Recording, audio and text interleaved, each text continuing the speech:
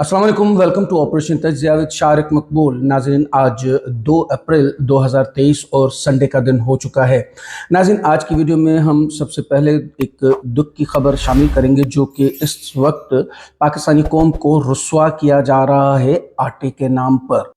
यानी मैं ये कहता हूँ कि जो एक कहावत थी हमारे प्राइम मिनिस्टर साहब की कि बेगर्स कांट बी चूज़र्स, तो वो शायद उसी सोच को फॉलो कर रहे हैं। खुद तो बेगर्स के इसी रूल पर काम कर रहे थे, लेकिन अब पूरी कौम को उसी के पीछे लगा दिया है और लिटरली पूरी कौम को बेगर भी बनाया जा रहा है और ज़लीलो रुस्वा भी किया जा रहा है। इस हवाले से कुछ बयानात हैं हुकूमत की तरफ से और कुछ सहाफ़ियों की तरफ से, वो आपके साथ शेयर करेंगे और दिखाएंगे कि इस वक्त पाकिस्तान किस चीज़ को मिस कर रहा है। एक छोटा सा कंपैरिजन दिखाएंगे एक इफ्तार पार्टी का। कल जो कि नवाज शरीफ साहब ने एक प्रेस कॉन्फ्रेंस की थी, उस प्रेस कॉन्फ्रेंस में कुछ बयानात दिए थे। उनमें से एक बयान का रद्द अमल आया है, वो रद्द अमल आपसे ज़रा शेयर करेंगे।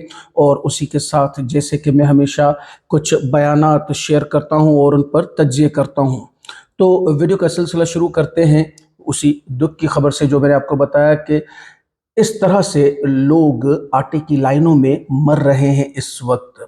आप देख सकते हैं बखूबी कि एक छोटी सी बच्ची, यानी वो भी इस आटे की लाइन में मर चुकी है। मैंने आपको जैसे कि पहले भी तस्वीरें दिखाई थी जिनमें कि एक मोमिर शख्स, लेडीज़, नौजवान, ये सब लोग आटे की लाइन में मर रहे हैं।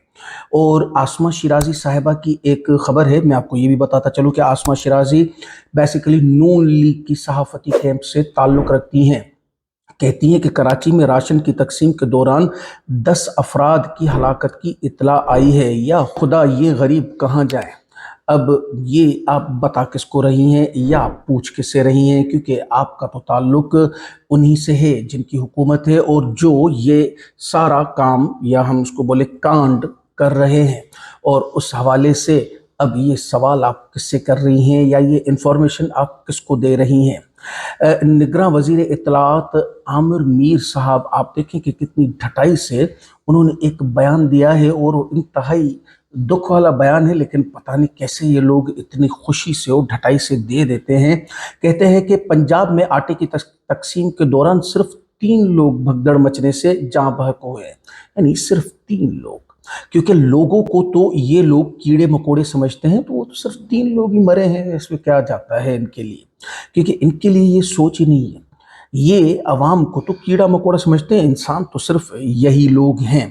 कहते हैं कि बाकी 4 लोग हार्ट अटैक की वजह से जान की बाजी हारे। इनमें से 2 का इंतकाल अस्पताल में और 2 का घर में हुआ। तो सर, मुझे ये भी बता दीजिएगा कि हार्ट अटैक किस वजह से आया? क्या उस हब्स की वजह से, या उस लाइन यानी धूप की लाइन में जो खड़े रहे ये तकरीबन घंटों, उस वजह से, या फिर जो पुलिस ने उन पर तशद्दुद किया, डंडे मारे, उस वजह से हार्ट अटैक आया? लेकिन वो 4 लोग तो हार्ट अटैक से मरे थे, भगदड़ से सिर्फ 3 लोग मरे हैं और ये बड़ा खुश होकर बता रहे हैं। इसी के रद्द अमल में ओरिया मकबूल जान साहब कहते हैं कि काश हामिद मीर का कलम अपने भाई आमिर मीर के इस बयान में की गई इंसानियत की तज़हीक पर तड़प उठता। इसने कहा है कि आटे की लाइन में लगने वाले 4 लोग हार्ट अटैक से मरे, काश वो इस आटा लेने की भीड़ में न फंसते और उन्हें घर में इज्जत से मौत आती, यूं इनकी लाशें सड़क पर तमाशा न बनती। यानी किस तरह का इस वक्त माहौल पाकिस्तान में चल रहा है। यानी वही बात आ गई ना कि बेगर्स कांट बी चूजर्स। तो खुद तो बेगर्स वाली सोच रखते ही हैं, अब ये सोच ये ट्रांसफ़र करना चाहते हैं अवाम में और कहते हैं कि अवाम हमारे साथ है। इस तरह अवाम कभी भी साथ नहीं होती है। आपको बताऊं कि इंटरनेशनल मीडिया इस आटे की तकसीम और उसमें जो जाने जाने के हवाले से क्या रिपोर्ट कर रहा है। इंटरनेशनल मीडिया ये बता रहा है कि पाकिस्तान में आटे की लाइनों में लोग मर रहे हैं। दुनिया में पाकिस्तान के बारे में ये हेडलाइंस लग रही हैं। अब ये इज्जत बची है हमारी इस दुनिया में, यानी दुनिया में हम क्या मुंह दिखाएंगे, کہ ہمارے ہاں تو لوگ آٹے کی لائنیں لگا کے کھڑے ہوتے ہیں، مفت آٹا، اور آٹا بھی وہی جیسے کہ میں نے اپنی پہلی ویڈیوز میں بھی آپ کے ساتھ شیئر کیا ہے، ناقص آٹا جو کہ جانوروں کو کھلانے کا آٹا ہوتا ہے، وہ یہ انسانوں میں بانٹ رہے ہیں، لیکن غریب عوام کیا کرے؟ ان کے لیے یہ آٹا بھی اتنا قیمتی ہے کہ میں آپ کو بتا نہیں سکتا ہوں۔ اس وقت جتنی مہنگائی ہو چکی ہے، اس حوالے سے یہ آٹا بھی ان کے لیے غنیمت جانا جائے۔ اور اس پہ وزیر اعظم شہباز شریف صاحب بیان دیتے ہیں کہ اگر اگلے 5 سال موقع ملا تو ملک کی تقدیر بدل دیں گے۔ تقدیر تو ابھی ہی آپ نے بدل دی ہے، یعنی ایک عزت دار قوم کو بھکاری بنا کے تقدیر تو بدل چکے ہیں، اب اور کیا تقدیر بدلنی ہے آپ کو؟ میں اس پہ بڑا حیران ہوں۔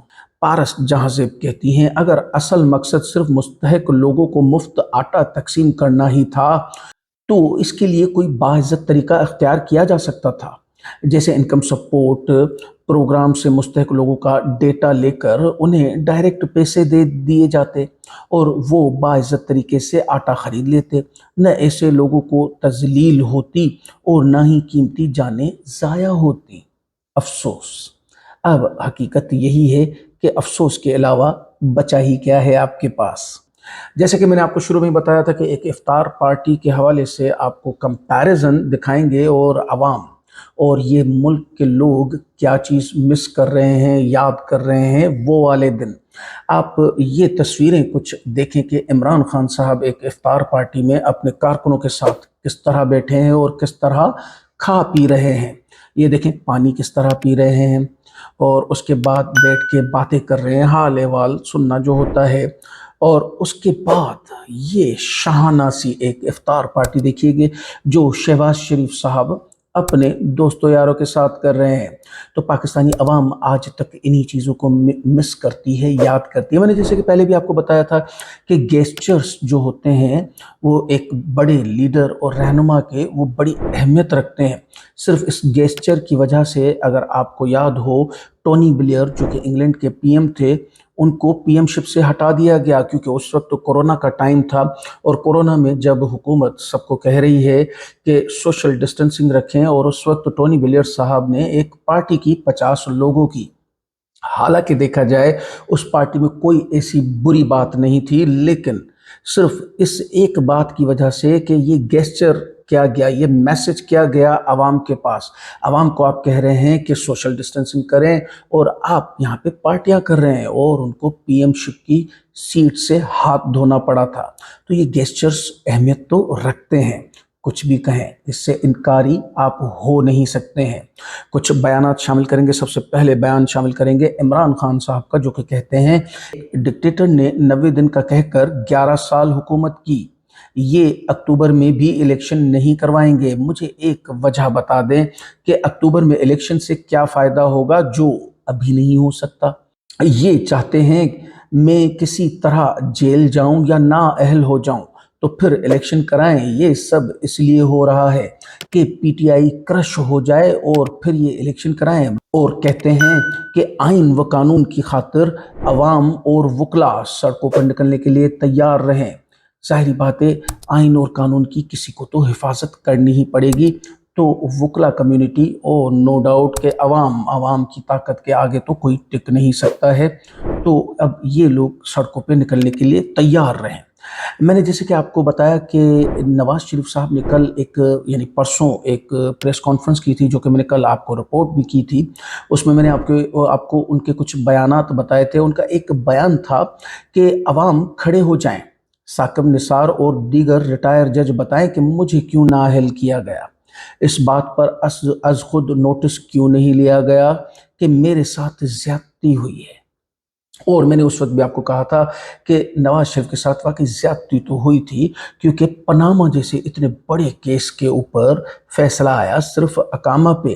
اب وہ فیصلہ کیوں آیا اقامہ پہ، یہ ذرا سنیے گا کہ والیوم 10 جو کہ ایک انویسٹیگیشن رپورٹ ہوتی ہے، اس میں 10 والیوم تھے، اس میں 10واں والیوم جو ہے اس کے حوالے سے کہتے ہیں کہ والیوم 10 جسے دیکھ کر نواز شریف کے وکیل نے کہا تھا اسے نااہل کر دو، لیکن والیوم 10 نہ کھولو ورنہ اسے ملک سے غداری پر سزائے موت ہو جائے گی۔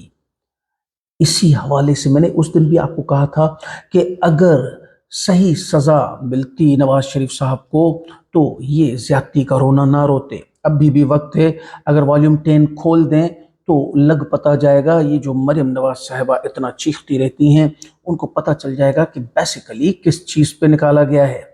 और अब यही वजह एक समझ में भी आ रही है कि भाई की और अपनी हुकूमत होते हुए भी नवाज शरीफ साहब मुल्क वापस क्यों नहीं आ रहे हैं, क्योंकि सज़ा तो अकामे पे हुई है लेकिन असल हकायक पीछे छुपाए गए हैं।